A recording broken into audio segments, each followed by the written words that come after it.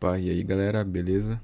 Hoje a gente vai resolver esse exercício do BIR 5.22, que é uma aplicação um pouco mais prática, né? De cálculo de centroide por composição de áreas planas ou composição de figuras. Aqui ele diz que uma viga composta é construída fixando 4 placas, que seriam essas aqui, né? A 4 cantoneiras, que seriam esses cantinhos, com parafusos conforme mostrado. Os parafusos estão igualmente espaçados ao longo da viga, que suporta uma carga vertical. Isso quer dizer que, como essa viga está suportando uma carga vertical, vai acabar surgindo tensões cisalhantes no material, como o próprio enunciado diz. Conforme demonstrado na mecânica dos materiais, as forças cisalhantes exercidas no parafuso em A e B são proporcionais aos primeiros momentos em relação ao eixo X centroidal das áreas sombreadas em vermelho mostradas, respectivamente nas partes A e B da figura. Ou seja, essa figura A aqui está dizendo respeito sobre as forças cisalhantes nos parafusos em A, ou seja, nesse ponto A aqui, e essa figura B está dizendo sobre a proporcionalidade da força cisalhante em B com o primeiro momento em relação ao eixo X das áreas destacadas em vermelho. Ou seja, isso está dizendo que as forças cisalhantes em A são proporcionais, aqui é uma constante de proporcionalidade, aos primeiros momentos com relação ao eixo X, só que esse primeiro momento em relação ao eixo X, com relação à força cisalhante em A, só diz respeito à figura sombreada em vermelho aqui, na figurinha A, então a gente destaca aqui. Analogamente, a gente tem que as forças cisalhantes em B são proporcionais, ou seja, uma constante de proporcionalidade ao primeiro momento com relação ao eixo X, com as áreas destacadas na figura B. Bom, de acordo com as informações do exercício, os parafusos estão igualmente espaçados ao longo dessa viga composta. Isso quer dizer que essa constante K vai ser igual para os dois. Dessa forma, a gente pode dividir uma equação pela outra e a gente vai ficar com força de A sobre força de B é igual ao primeiro momento em relação ao eixo X da figura A, dividido por K vezes o primeiro momento em relação ao eixo X da figura B. Simplificando, a gente pode cortar o K, a gente vai ter que FA sobre FB vai ser igual a QXA sobre QXB. Ainda a gente pode colocar a força B dependendo da força A, como o exercício ali no final dá pra gente o valor de A, então fica interessante rearranjar a expressão dessa forma aqui. Força de A vezes QXB dividido por QXA. Dessa forma, resta a gente descobrir quem é QXB e quem é QXA. No caso aqui, a gente sabe que o primeiro momento em relação ao eixo X de alguma área vai ser o Y barra, ou seja, o centroide, as coordenadas do centroide da composição de figuras, multiplicado pela área dessa figura.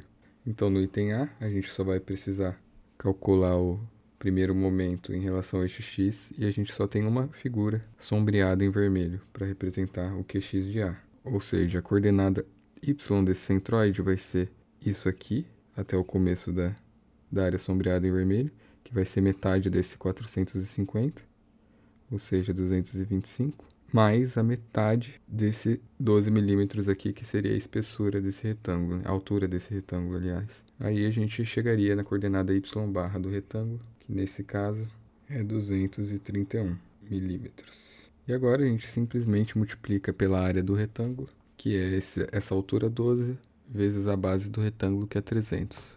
A gente chega num valor de 3.600 milímetros quadrados. Assim, a gente tem o valor de QXA, que é 831.600 milímetros cúbicos. Bom, analogamente, para o item B, a gente vai calcular o QX de B e a gente vai perceber que nessa figura a gente tem 3 áreas destacadas, né, em vermelho. Uma delas a gente já calculou o Q de X. A gente vai fazer a composição de áreas para calcular o QX de B, né, que é proporcional à força B. Então a gente já pode somar o retângulo que a gente calculou no item A com o primeiro momento em relação ao eixo X dessas duas cantoneiras aqui, que a gente vai precisar destrinchar elas em duas figuras, né? Então, vou fazer um esboço rápido aqui. A gente tem que essa medida da cantoneira é 60. Essa aqui é 12. Essa aqui é 12 também. Fazendo a subtração, a gente sabe que essa medida aqui é 48. E essa aqui também é 60. Com as informações dadas pelo exercício, a gente consegue inferir isso aqui. Então, a gente pode dividir essa figura em dois retângulos. E a gente vai ter que somar essa composição de figuras aqui. Como são duas cantoneiras, eu vou multiplicar por 2. E vou calcular o Q de x do primeiro retângulo que está na vertical. A gente sabe que essa medida aqui é 225.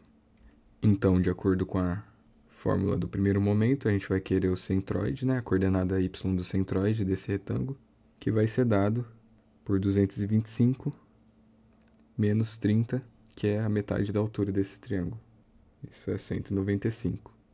Multiplicado pela área desse retângulo, que é 60 vezes 12. Ele tem uma base de 12 e uma altura de 60. Isso é 720. E agora a gente vai somar com esse retângulo que está deitado na horizontal, né?